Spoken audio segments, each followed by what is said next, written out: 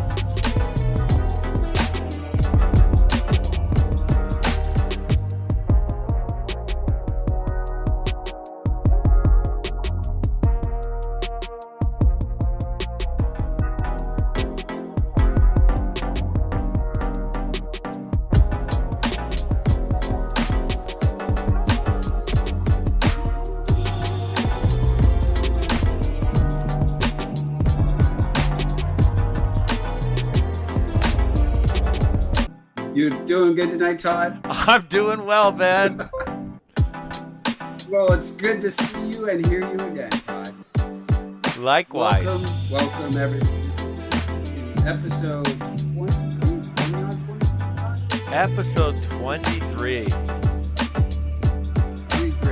23 episodes of interviewing creatives from all kinds of industry silos and from all across the world. I'm really excited about tonight's episode because we're going to talk to some legends in the music industry. Actually, I should say in the film composition industry. And these guys have been associated to some projects that I remember vividly, and award-winning projects. And I think you'll be impressed with the knowledge that they bring. And we've got a budding legend too, who's going to be with us. But before we dive into that, hey Todd, what do we got coming up in November? What are you talking about? The election? Is that what you're talking about? Oh yeah. You need to bring that one up. There is that thing. But let's talk about something that's more exciting and helps creatives with their careers. You don't know the answer. I'll just tell the audience. There it is. We got the Seattle Film Summit coming up November 1st through the 22nd. And smorgasbord. Is that how you say that word? Smorgasbord? I'm not even saying it. Yeah. Of opportunities that we're providing to everyone. A plethora. That's a much better word. Thank you, Todd. So be tuning into the Seattle Film Summit website at seattlefilmsummit.com. You can find all kinds of information there.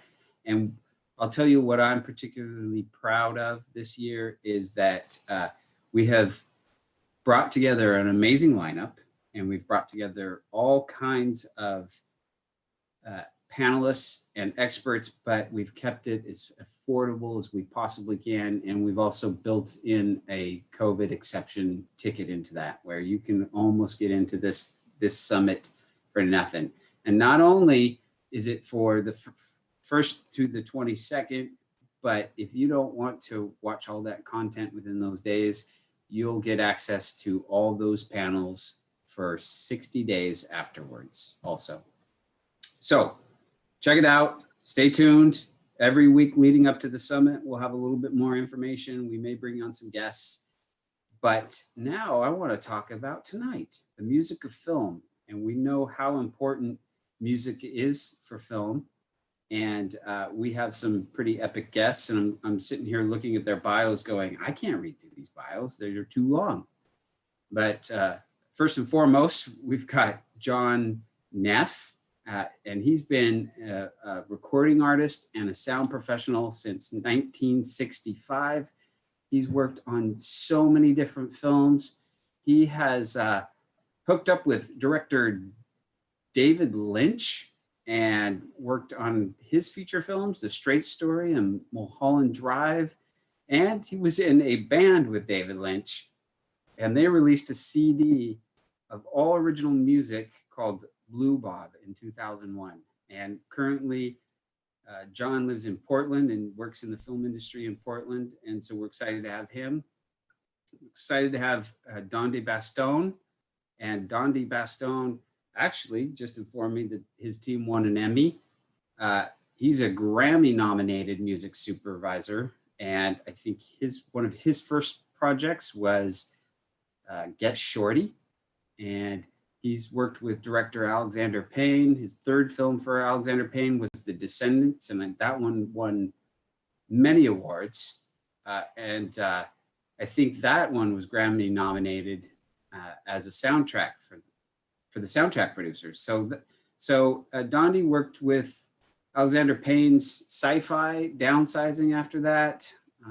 Before that, they were on Sideways and Election, and he's worked with so many great people, and he's such a great guy. So we're honored to have him on board. And last but definitely not least, which is this budding talent, we've got Tyler, who's a composer and orchestrator, and he specializes in writing for live musicians, and his music can be heard on Netflix, Amazon Prime, and network television around the globe. And he's known for Wish Dragon, which was produced by Jackie Chan, and John Henry, starring Terry Crews and Ludacris, and The Princess Switch 2, starring Vanessa Hudgens. So without further ado, and with you guys getting tired of listening to me talk, let's bring in our guest, Todd. Hi. Cheers, my friends. Welcome to the 23rd episode of Filling the Void. This is a drink that I'm trying to cheers with you, but my background is blocking it out. Well, I'll cheers back. Where's your drink, Tyler? Yeah. Happy hour. Tyler, before I butcher your last name, and I should have asked you before, what is your last name? The Americanized version is Rydosz. Rydosz. That's it.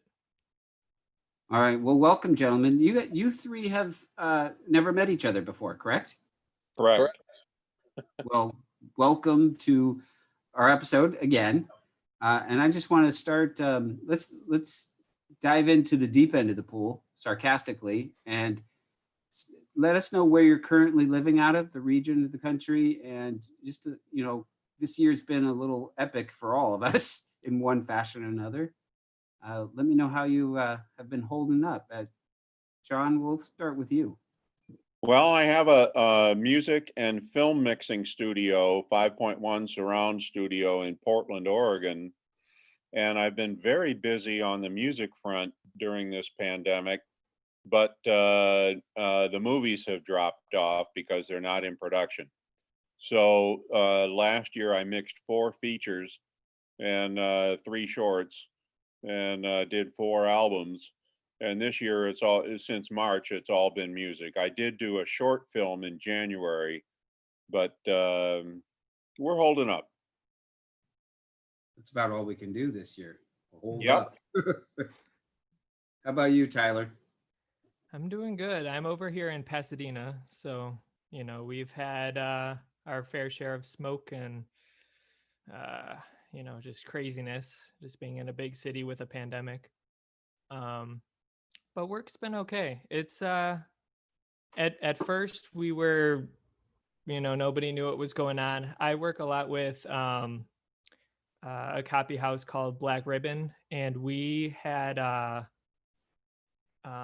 all these projects stacked up, and they were like, okay, the deadline's not changing as of yet, so get ready for hours of music to proof and copy. And then it just kind of kept us in this weird twilight zone of we might have some stages opening up in Eastern Europe, get ready for some music coming in, and then never mind, let's keep waiting and seeing what's going on. And in the meantime, I've been helping out some friends who were lucky enough to get on post-production before it all hit. So they're having fun.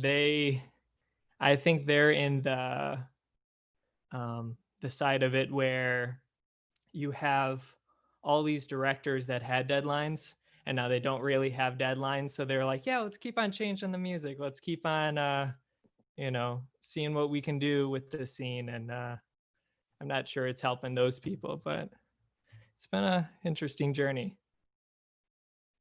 Amen. Dondi. Man, I'm in Burbank. Getting a lot of home improvements done over the last 6 months. Had a couple of films all lined up in March and April, but they, went away, unfortunately. One was, I think, about 10 days away from finishing their shoot, and they had to shut down. And I think their final scenes, require the entire cast. So it's going to be a little bit of a challenge once things get back up and running again to coordinate their schedules, kind of get that back on track. But, I think it will. It's a director I worked for before, so, it'll probably happen, just a matter of when. So, it got really, really quiet, for months. Had a little indie film come along that I'm still working on. And then a little bit of commercial work kind of started to happen. But I work from home. I'm freelance. I'm not in-house anywhere. So just waiting for the phone to ring again, Amen. So I'm going to get personal here real quick, which I'm just curious. So to give you some backdrop for the question I'm about to ask, I was raised in a very small city, There was no art in my house, and there definitely was not a lot of music. So it was really late in my life where, and even now, I'm just starting to just really start to listen and understand why music elicits certain emotions and feelings, whether I'm listening to it or watching it on film or TV. But for you guys, the music obviously had an impact at a very, very early age. And I'm just curious, I'd like to, with each of you, do you guys remember a point in time where you were like feeling super connected to music and you knew you needed to go down this creative lane? Well, I don't remember a time when I wasn't really connected to music. I mean, my earliest memories from when I was a little boy, really. I mean, my awful lot of music, and my dad was a DJ at a radio station when I was like 6, 7 years old, and my mom worked at the radio station, and then my mom also worked in the record industry, and so dated guys who worked at Tower Records, and so it's like, I mean, music and records was just like everywhere all the time. I mean, it's kind of what pushed me to doing what I do now, really. So did your parents, so it sounds like from the youngest age, you were acclimated around it. Did they push you into that direction, or was it just organic? Totally organic, yeah. I mean, we had tickets for, we lived in, when I was growing up, we lived in New Hampshire, for New Hampshire and Vermont. And my folks had tickets for Woodstock, and I remember we were all packed up. We were ready to hit the road, go to Woodstock, and heard a report on the radio that traffic was like backed up for 13 miles or something. And my parents just, I think, if I wasn't part of the equation, they probably would have gone.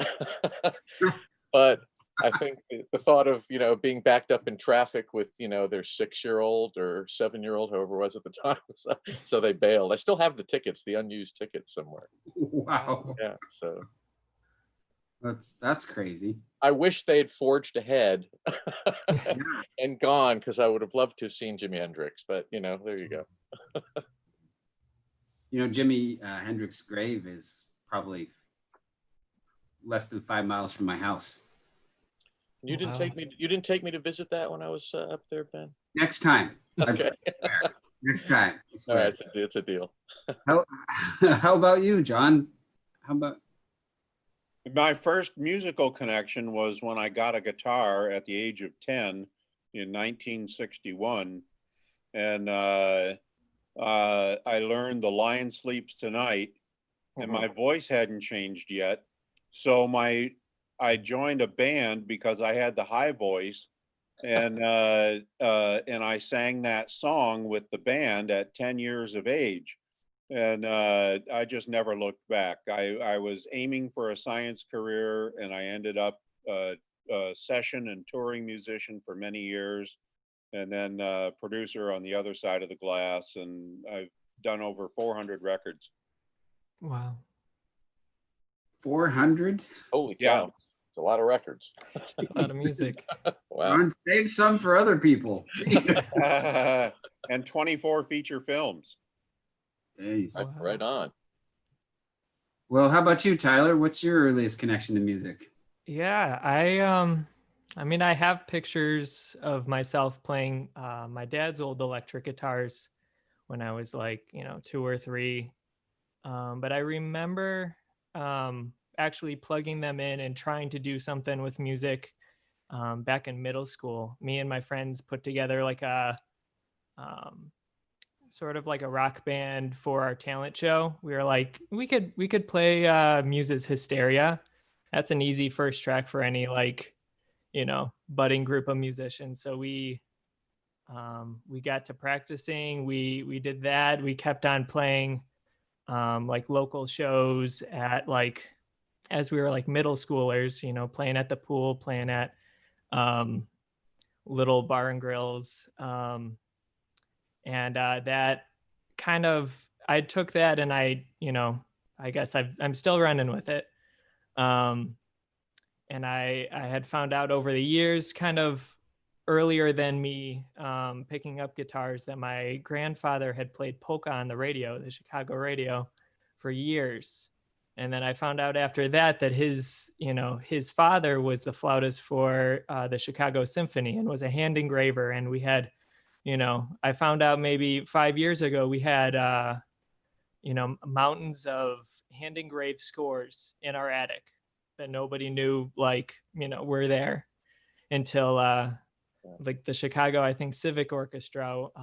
They were looking for new music, and my grandfather was like, yeah, we have, a bunch of handwritten scores in our attic. I'll just give them the music. And I'm sure they're really thankful for that piece of history. Nice. So we have questions coming in already, and I'm gonna ask this one from Heidi because the question came in and it made me forget my next question, which is, do you guys all prefer using live musicians, or are we at this point where it's preference doing everything with a computer? Well, for myself, I score movies and I use members of the Portland Cello Project and the Oregon Symphony, and it's all live. I just did a horn section last week with trombones, alto and tenor saxes, and trumpets, and it was all live instruments in the studio. Nice. What about you, Tyler? Yeah, I mean, I definitely prefer using live musicians. They bring something that you can never write every time. When you get like a good live performer, we're about to just record some solo violin on a Hallmark TV film, and anything we do in the box, which is, with our VSTs and computerized,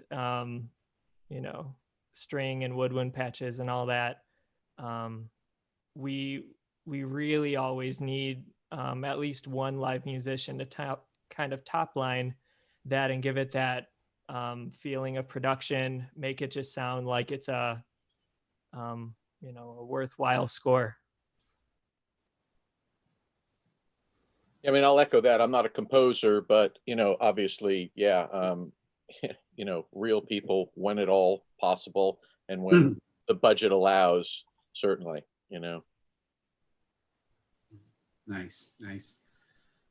So I have a lot of these conversations, especially since, quarantine 2020 has kind of made us sit back and kind of reevaluate every aspect of our lives. And I am constantly thinking about this journey of a creative and how the mainstream doctors, lawyers, all that, I like to liken it to a freeway, and creatives are kind of taking this off ramp, the gravel road.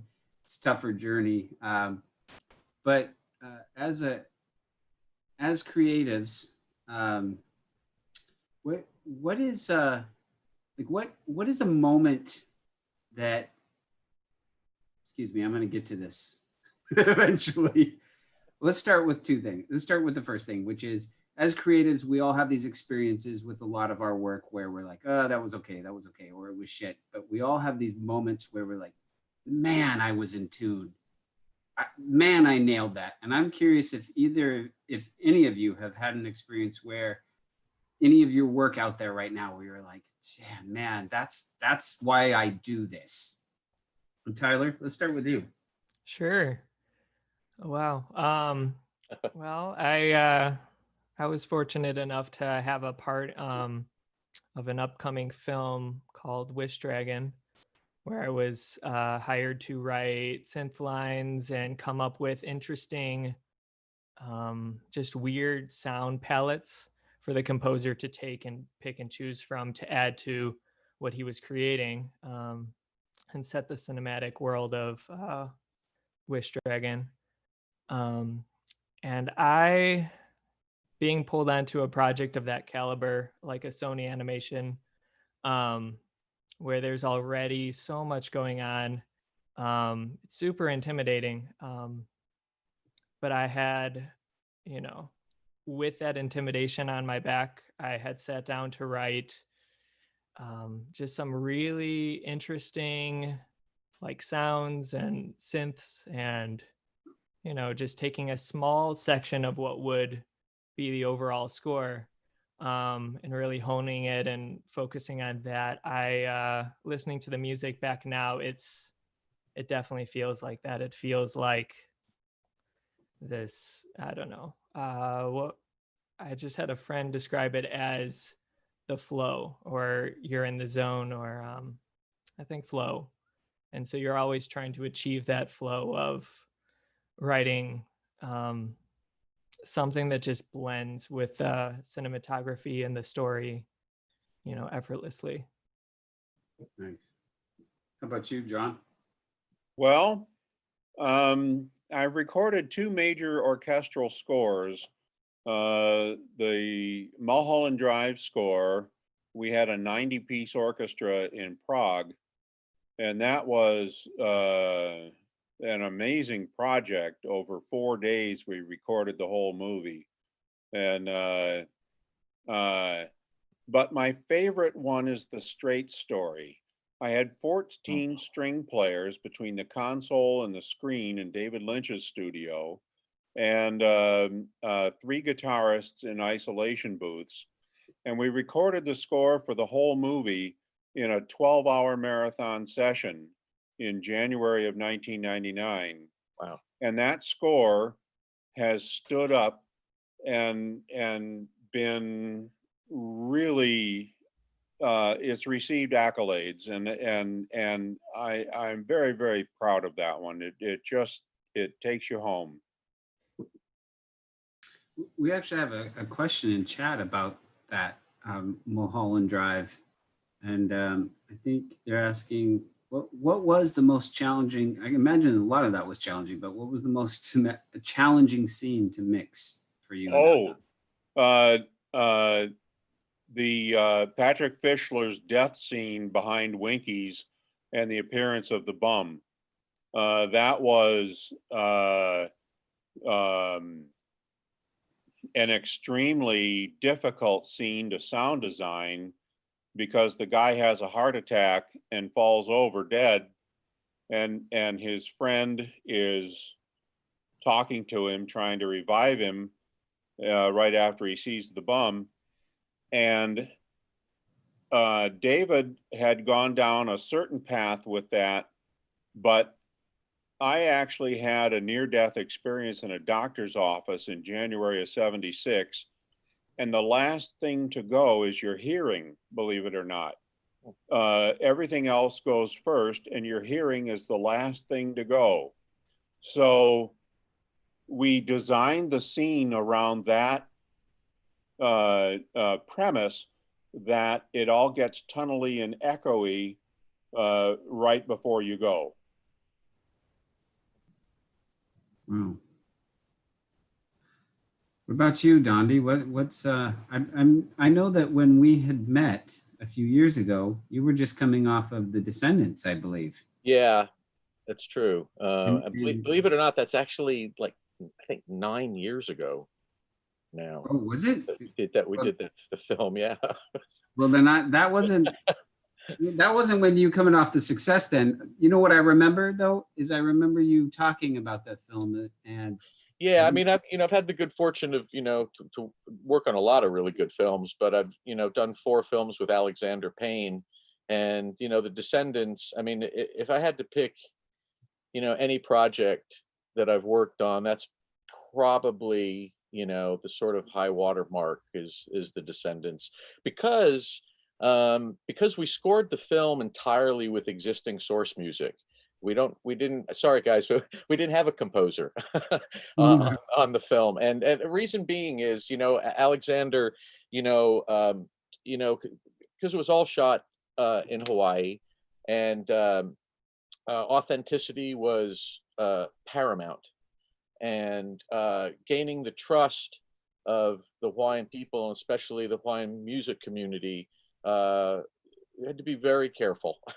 And so, Alexander said, he said, look, the last thing, and we couldn't find any Hawaii-based composers that could compose a score for a film with using, you know, Hawaiian music. And we ended up landing on slap key guitar. You know, and Alexander, he said, look, the last thing he wanted to do was bring a mainland composer over to kind of like do his Hawaiian thing, you know, and break out the steel guitar and, you know. So he said, look, let's, you know, he knew he wanted to use Gabi Pahinui very significantly in the film. So there's probably a half a dozen, you know, Gabi tracks in there. And we used that as sort of our jumping off point. And the slack key guitar really was, I mean, it was just perfect for the film. Anytime we put up like anything with steel guitar, it kind of started to feel too much like a Hawaiian postcard, you know?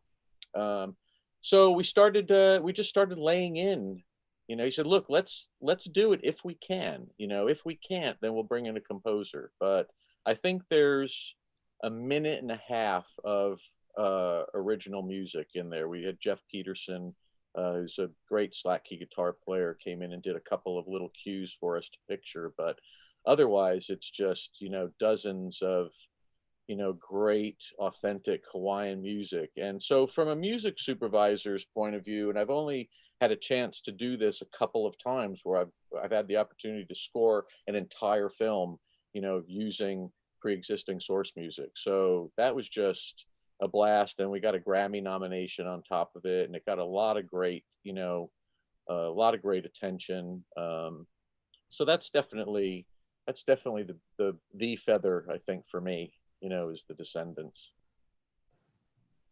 Very cool. Let's talk about the challenges, and I think of just from outside the circle. You know, your movie making is such a commercialized industry. It's a lot about focusing on what everybody wants and how much money is it going to make. But you guys in the music side of it it's all about the voice and touching people's emotions and feelings. What's the biggest challenge that you guys have navigating the film industry? And anybody can start off with this one. Money. Yeah. Money. Money and the lack of it. Right.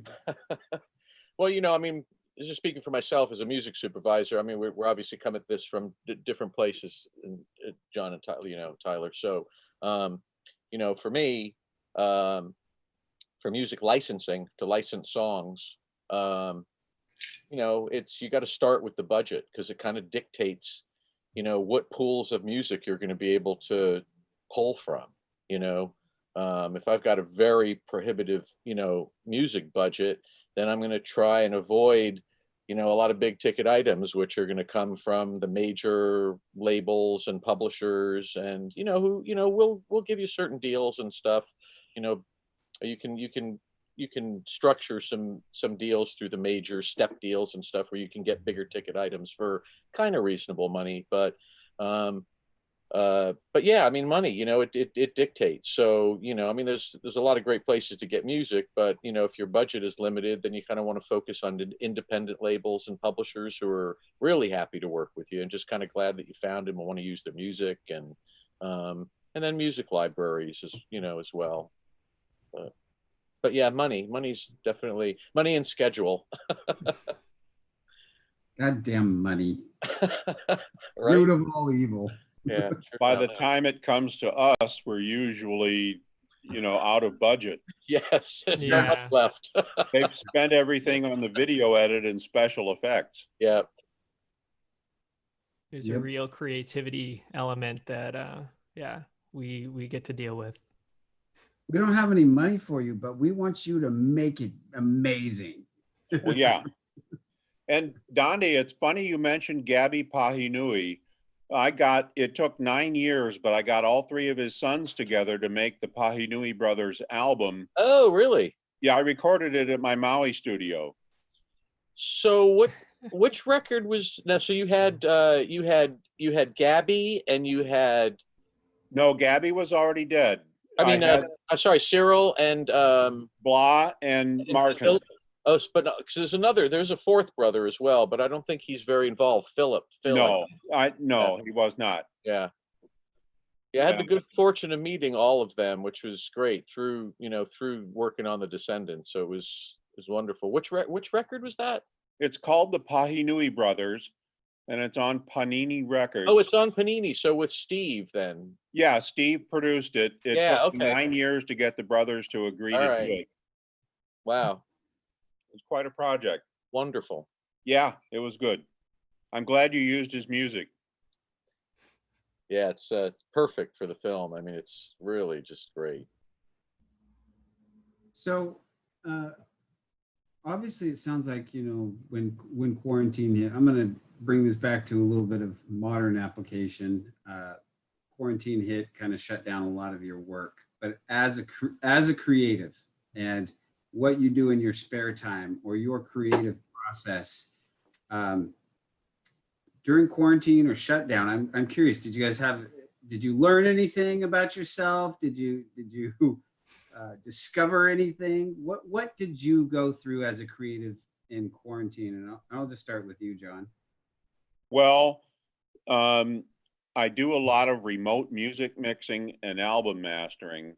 So I've been getting projects in from all over the world where they send me either sessions or files, and then I mix and master them.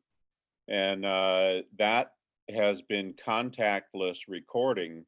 And I've been doing a lot of that since March, mastering albums from all over the world. They send me the mix files, I master and send them back the master files, and I never even meet them. No Zoom meetings, no nothing. Just No, just back and forth. Yeah, that's crazy. What about Tyler? What's been going on with you? Yeah, well, I did the plant thing. I have my plants going, and all my plants were wiped out by the heat wave, so now I'm working on winter vegetables. No, but yeah, it's been an interesting change of pace, trying to figure out how you have a schedule when a lot of the deadlines keep on getting stretched and you're just trying to get stuff done, but at the same time not kill yourself, because you don't need crunch time when you don't have to have it. It'll come eventually. We'll deal with that when it comes. But I think it's been interesting. I've seen a lot of really creative people who've become assistants, like assistants in animation, that they used to help out with production and our office workers, but in this downtime they have all these skills. They're not able to really do anything. So I've seen actually a couple animated shows that I've been able to jump onto as a theme writer or the composer or what have you. And I'm not sure what'll happen to these shows when work picks up again and those people go back into the office, but for right now it's this interesting sort of breeding ground of interesting little pilots and series, animated series that could turn into something, and that's been fun to see. What about you, my friend Dondi? Well, I mean, not being a musician, my I guess my outlet for creativity really is kind of reliant on other people's creativity, So I mean, I can't kind of sit around my house and just music supervise, so I think records. Well, no, it's funny you should say that, actually, Tyler, because that's what I've actually, aside from my home improvements and painting every surface that I have available to me, I've been just rediscovering my record collection, and just listening to music for me, for a change, instead of, because people always say, oh God, music supervisor, what a great job. You spend all day like listening to music and that just must be great. And I'm like, yeah, but you have to understand, some days I'm sitting there and trying to find, a song for a scene, and I may listen to 1,000 songs in a day and no more than like 15 seconds of any of them unless they happen to kind of hit the mark and stuff. So that's just really tedious and not fun at all, you know. But being able to go through my record collection and pull out a stack of 45s that I haven't listened to in 10 years and just put them on the turntable and sit back and listen to music, that's kind of my creative outlet, really, because that really is what, you know, what led me to where I am and doing what I do now. You know, I wasn't a musician. I didn't have the dedication to be a musician, even though all my friends around me were musicians. So I just, you know, I liked acting, you know, I wanted to be an actor originally, and I had no problem rehearsing, you know, but when it came to just practicing my scales and stuff like that, because I tried guitar, I tried saxophone, I tried viola, and I just couldn't, you know. But this was perfect, you know. This is just like, you know, music supervision was perfect because I got to like pretend pretend I'm a musician, you know, and surround myself with a lot of brilliant people who make me look good. We had a good question here. I like this one. Is there any iconic film scenes out there that when you watch or listen to that you're like, man, I would have done something different here, or different song? Oh, That's a stump question right there. That's one I might have needed that one in advance. Wow. Yeah. We can come back to that one if you need a moment to think about it. Yeah, I am stumped on that. That's not where I thought you were going with that question, but well, where did you think I was going? And then let's answer that one. I thought you were just, you know, were there any, you know, scenes where you just thought, oh God, this piece of music is just perfect and I wish I'd found it. And obviously there's tons of those, but I think the first one that popped into my head was in Train Spotting, when they used Lou Reed's Perfect Day during his horrible like heroin overdose. Which I just, for some reason, that, you know, that scene and that piece of music just has always stayed with me. But I mean, there's, you know, hundreds, thousands of, you know, but that's where I thought you were going with that. I like that one. I like that one too. What about you, Tyler? You can go either way. We have two questions on the table right now. Yeah. Actually, this kind of, I was thinking about this the other day. My wife and I are watching through Mindhunter. If you're not familiar, it's about, you know, studying the minds of these serial killers, and it's really dark, really, you know, it's very moody. But I think it was somewhere in the middle of the first season. It almost sounded like they brought in a different composer, and the music just took this like weird, it became just textural, only textural, and it was like over the top, like louder than dialogue, louder than, you know, sound effects.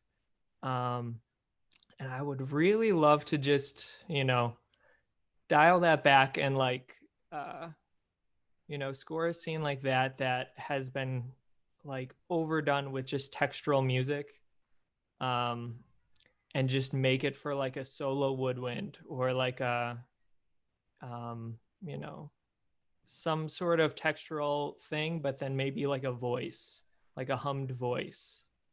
You know, those sorts of scenes kind of rub against my soul in the way of like, I believe there should be thematic music.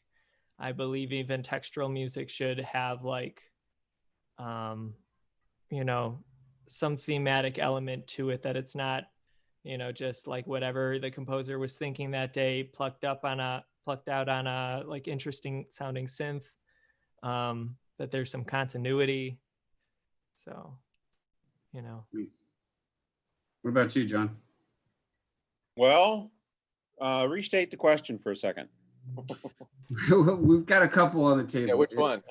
Yeah, that's, ask your own I'm question. not focused on where to go. It's either am I, so we're all on the same.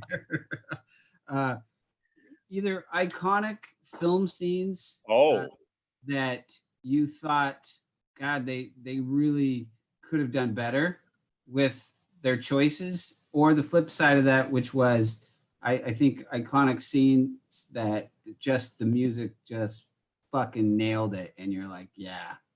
well, the prime example to me is 2001: A Space Odyssey.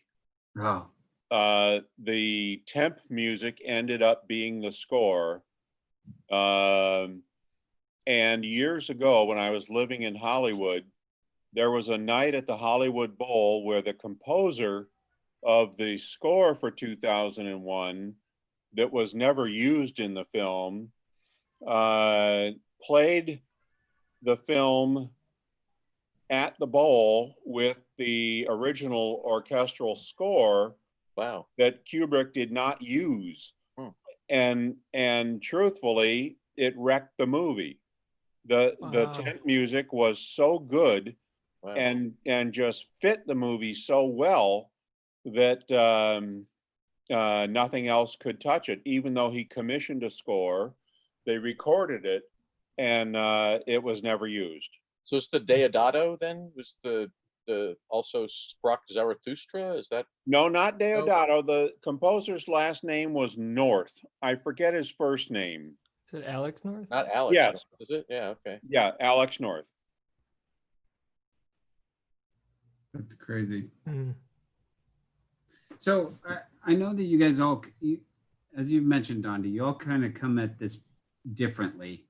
You're all in little, your lanes are a little bit different. But I'm just curious, as somebody who is completely blind to the process, how the work comes to you, and then what your process is. Like, for example, you're a music supervisor, Dondi. So is that like a director coming to you with a script, and he's saying, listen, I want you to put all these pieces together? Or what's that process look like for You each know, I of you? mean, it can be that, and it's never the same from one project to the next. So, I mean, for instance, with someone like Alexander, who I've worked with, 4 times, if he's doing a project and he knows, he wants to use me, then I'll get that call early on, as I did with the Descendants, well before they started shooting. He's like, hey, do you want to get to know Hawaiian music together, and so you're, brought in very, very early, which is always the best, because time is, I mean, just the more time you have, the better, so it really, it'll go from that, where I'm brought on very early to, for instance, a film I'm on right now, which, has gone through all sorts of incarnations, hasn't had another music supervisor, but it's been floating around for a year and a half. It's even been at a festival and been reviewed and stuff. Now they're going back and, retooling the whole thing and re-editing it, putting new music in. And so, I mean, it's, now, so then you're sort of in a situation like that. You got that nightmare scenario where you have to like replace songs that were put in by people who weren't considering what it would cost. So you're replacing, David Bowie and The Who and, big ticket items, and you've got like $2,000 to spend, so that can be super challenging. It's always nice to get on before anyone else has had a chance to mess with the music, because inevitably they're always going to put in big expensive stuff, and then the filmmakers get attached to it naturally, and it already comes with a lot of cachet as it is. And then when they've been living with it for, months and months, and then expect you to replace it, it's, it can be challenging, so it's anywhere from in that spectrum, as far as when you're brought on. It's never the same twice. And my duties are also, always different. Sometimes you work with composers, sometimes you don't. I mean, I've done 2 films with Rachel Portman, who's a great composer, and I've never met her or spoken to her. So, Oh, it's a shame. Yes, it is a shame. It is. So, but then the second part of that question is, you're obviously, if it's on a spectrum, then your process changes per the spectrum. But is there a core element? Like, how do you get inside of the film psychologically? I don't actually know that my process really changes that much um, uh, across that spectrum. I mean, basically for me, it really is just throwing music up against picture and relentlessly, and just that's why time is so valuable. The more time you have, because it's, you know, it's very rarely is it like, okay, I'm looking at a scene, I go, oh, I've got the song, I've got the perfect song. I mean, you might have a couple of those ideas, but really what it is just putting lots and lots of music up against picture, and not going into it with a really preconceived idea of what it should be. Throw things up against picture that maybe you don't think are right, but you might get some ideas from it. Or you'll be listening to the song, and then you put it up against picture, and it, like, all of a sudden it starts to hit like all these cuts magically. So it will, even if you don't end up using the piece of music, it gives you ideas. It gives you ideas to share with your composer as well, because there are often spots in a film where the music supervisor's attacking it and the composer's attacking it, trying to find out what's going to end up being best. And I mean, I suppose, there is a little bit, a slight difference in the process actually is, if you're brought on really early, you have the opportunity to lay down, as John was talking about before, a temp score. Now some composers don't really like coming onto a project that already has a temp score in place, and others don't mind it so much, but it does give you points of reference, at least, to discuss what is working and what is not working when a composer is brought on board, especially if you've got a director or filmmaker who's not really adept at music and can't speak with a composer musically. He can at least reference pieces of music that he's used in the picture and what he likes about it, whether it's the instrumentation or the voice, or that it hits this cut in a certain way, or the mood of it, or at least so that definitely is different in the process. And it's nice to have that opportunity to work with the editor and the music editor to lay down a temp score early on, rather than coming into a project that's already had like a whole clusterfuck of music in there. Nice. What about you, John? What's your process look like a little bit? Well, it's funny. I did the temp music for the Straight Story that they edited to, and I made MIDI beat maps, and then Angelo followed the tempos of a lot of the things when he wrote the actual score, which we recorded. And but David kept two of my pieces in the film. One where the veterans are trading war stories in the bar toward the end, and another one in the doctor's office scene where Alvin's getting bad news about his health. He left those in the picture. So that was an interesting episode, because I was also a music editor on the picture, and I had to cut my own stuff in and out.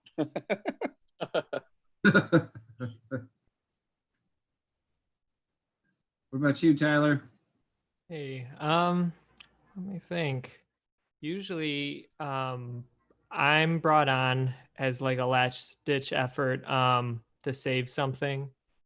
And so that it's usually more in that realm than in the realm of, getting to develop themes and ideas as they're, acting it out. I've done that on some smaller projects, but on larger things, it's mostly been saving music. So to Dondi's point, is time Like in your perfect world, is time your hero? Like you get to be brought in earlier and to kind of just let it live with you? Or do you like that? Do you like the saving the projects and having to be on point? Oh, is this for Dondi or for me? No, this is to you, my friend. Oh, yeah, I just yeah. want to make it very clear.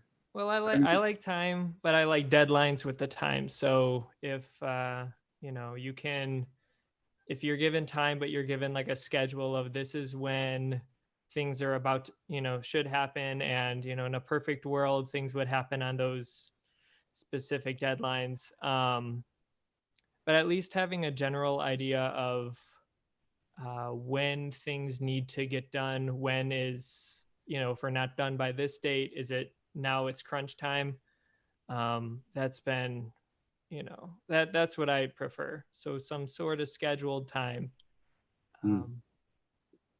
Definitely not all the time in the world where the director can keep on changing and changing just because, you know, we have the time to do so.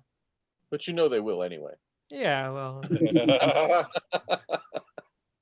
I got a couple technical questions out of the chat. One says, you may not be able to speak to this, I don't know.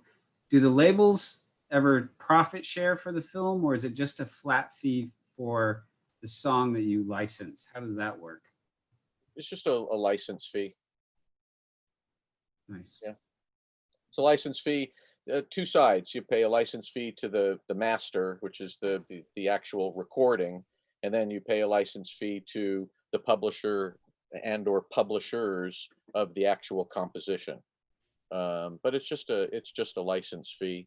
Unless you're getting into a soundtrack and stuff, then that's, you know, that's a different story. But as far as just the licensing for film, now, you know, if you do put in place a step deal, which I referenced earlier, which used to be based on, you know, box office revenue, which I don't know, box office doesn't really exist much anymore. So now it's just kind of based on all gross revenue, and how they calculate that, I have no idea. But for instance, you could get into a project where, like recently, I licensed a Joni Mitchell song, and I got it very, very inexpensively. It was $2,500 for the publishing, $2,500 for the master, but then there were, you know, there were steps built in. So if it reached, you know, $2 million in gross revenue, then you'd pay another $2,500 on each side. If it made $4 million, then you pay another $2,500. So with the idea that, you know, if the film did make some money eventually, that they would, you know, recoup the amount of money that they would have charged you, you know, if you didn't have a step deal in place. So Nice. if that makes sense to you. So I have a question. Actually, it's pointed to you, Dondi. It's from Ed Hartman. And you remember Ed? I think I know Ed. Yeah, he sees Match at Northwest Film Forum. Are you seeing an increase in library music in general? Am I seeing an increase of it? I mean, you know, I mean, I would only see an increase of what I, you know, how I access it, because I don't know what everybody else is really up to. But what I can say is that library music that you get from music libraries is way better now than it was, you know, 10, 15 years ago.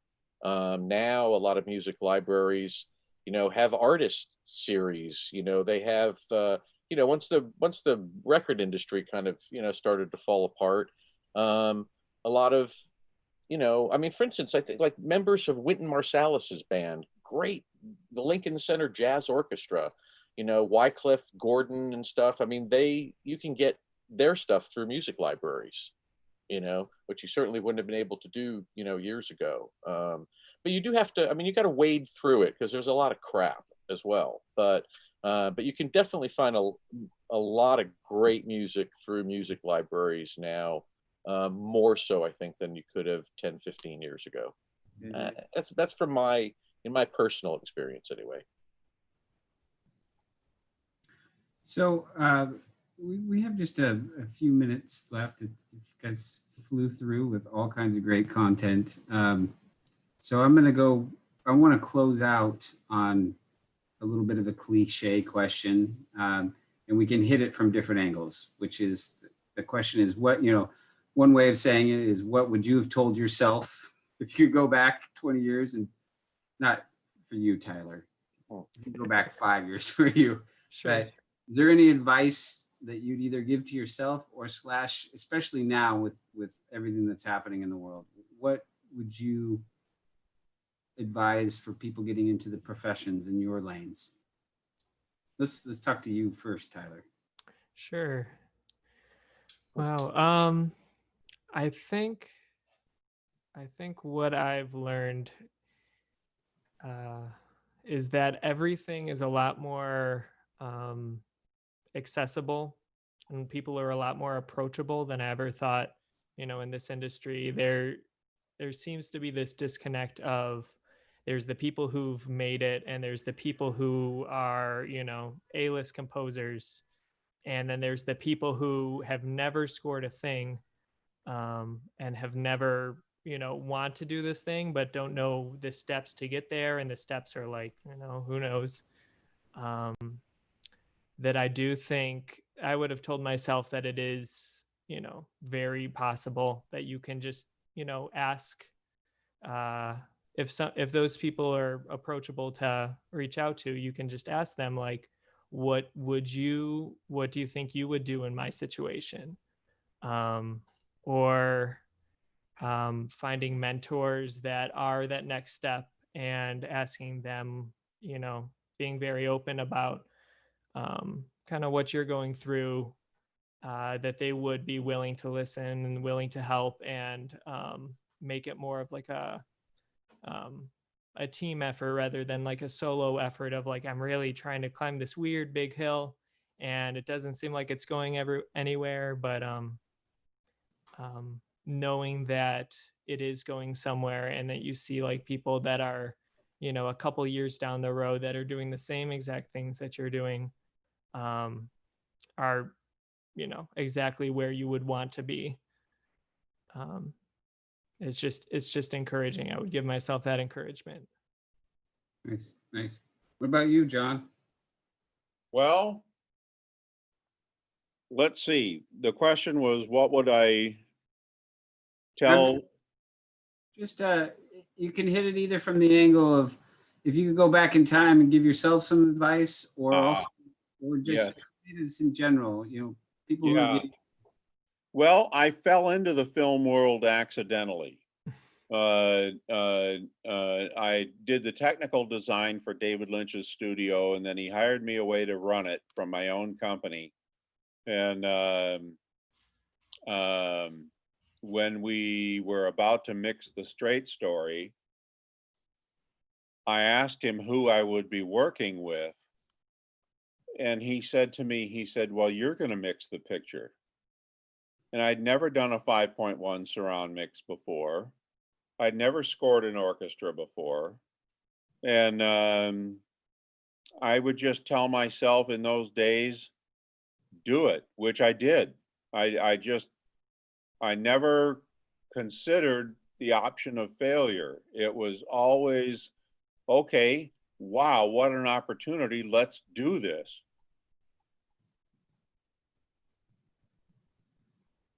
So did he freeze, or is that just an awesome pause? I was wondering that. Well, that was a great pause, dude.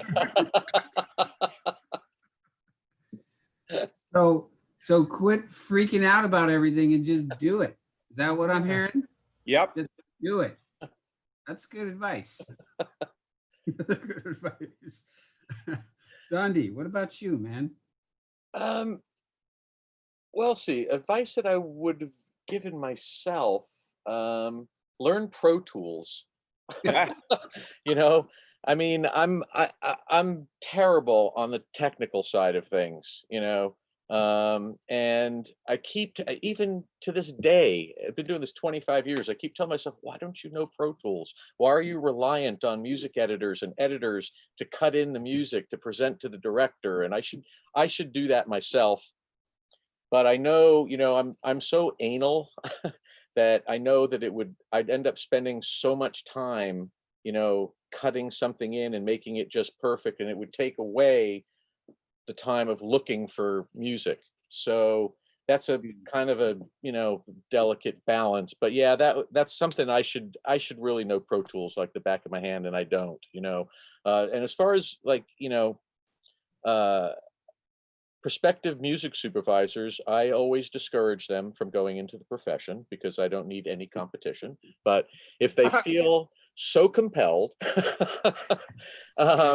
but I think, just always make it about the music, and, and learn as much,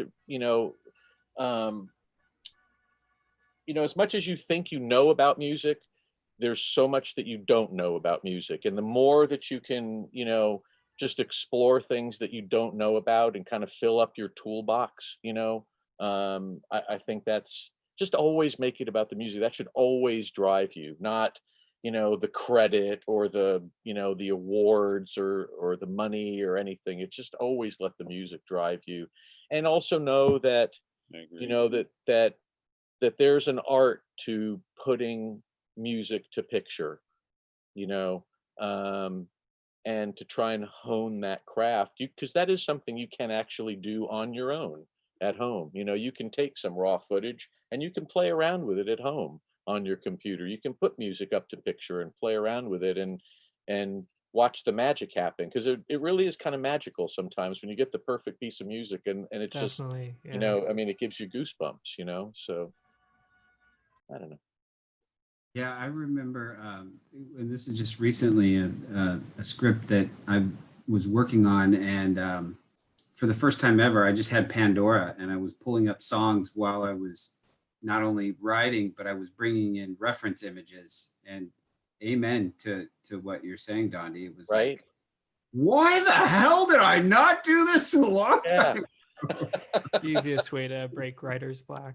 Right? Yeah.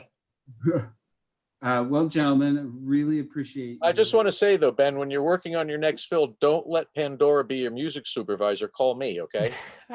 That's all I'm saying. Done. And I'll mix it. There we go. I like this. I like what we're doing here. Yeah.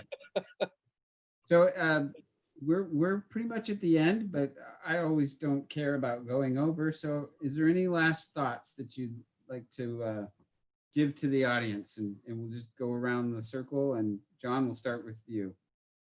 Well, I really appreciate the opportunity to be here tonight.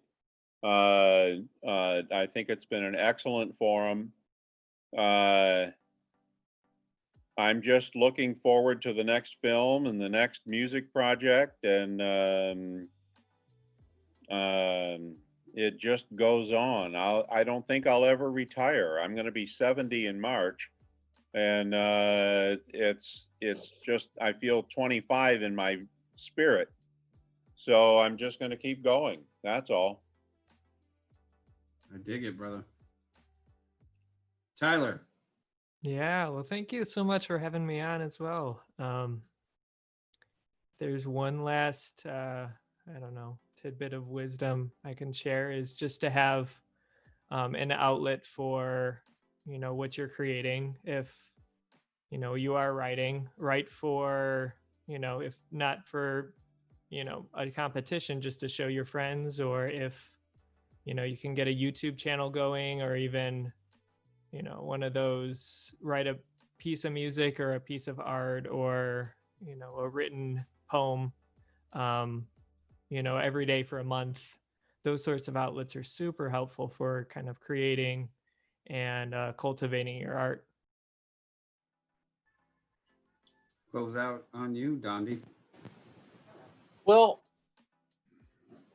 I just wanted to, I guess, take this, flattered that you thought of me, Ben, so thanks. This was fun. Nice to be involved and to meet you guys as well, John, Tyler. But to anyone that's watching right now, I would just like to say, it's been 6 or 7 months now since touring musicians have been able to do what they do and perform for all of us.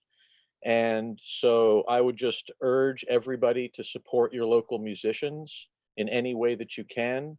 Many of them are doing, live streams from their homes and stuff like that. And so, seek out musicians that you like and Venmo them, PayPal them, and try and, keep them and the venues that they play at alive until we can all get back out there again and enjoy them as we always have. And so that's my close. That's a beautiful one. Thank you, my friend. And in summary, some of the things that I got was, John, we move the ball forward, just march forward, always move forward. And I loved your thought, Dondi, about, make it about the music. And that applies across all silos, which is make it about the art, make it about the project. We're all individual pieces of a greater sum. And if we start doing that, we may handle life better. And Tyler, quit saving projects. Tell them to fix it from the beginning. Yeah. All right, gentlemen. Thank you for being here. I appreciate your time and your willingness to just educate artists and give them something to look forward to. We will stay in contact and we will be in touch. Thank you. And we will see our audience next week. Thank you, guys. All right. Take care.